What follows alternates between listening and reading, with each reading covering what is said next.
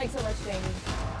Well, the murder of George Floyd continues to spark calls for action and protests around the country. And today in St. Louis, there are more peaceful protests planned in his memory. Fox News' Michelle Madaris is live in downtown St. Louis with the details. Good morning, Michelle.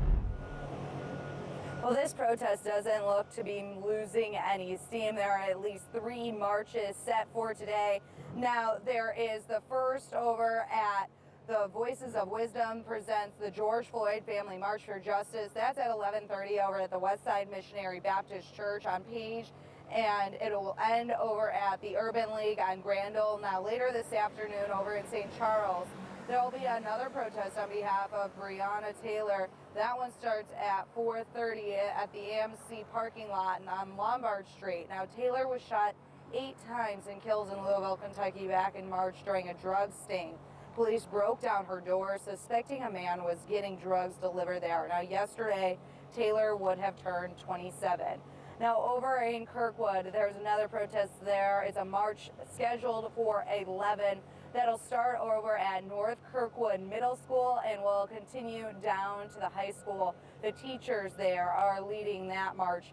Now, let's take a look back at some of these marches from yesterday. You can see the Bomarito Automotive Skybox followed overhead for hours as several hundred young people led the way from the county library headquarters in Frontenac onto westbound Clayton Road, and then they ended at Principia School in Town and Country. Meanwhile, over in St. Charles County, there was another march that was led by young people.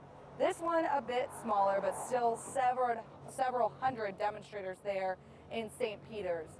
Now, we will continue to keep you appraised as this situation unfolds today. You can stick with us here on air as well as on fox2now.com. Our mobile app also will give you alerts. Live this morning in downtown St. Louis, Michelle Madaris, Fox 2 News. Well, thanks, Michelle, for the report. A man has been charged after police say he drove recklessly through a crowd gathered for a protest Thursday night in the parking lot of a Target in Brentwood. Police say Jerry McMillan also fired a 9mm handgun.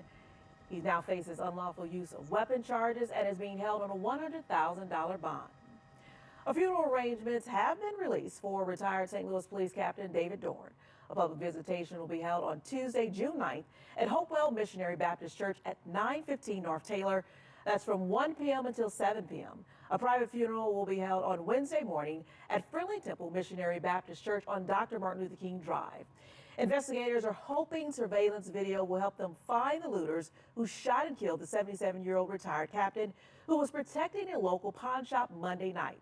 The video shows 7 people who were being called persons of interest. Dorn was a friend of the owner of Lee's Pawn and Jewelry.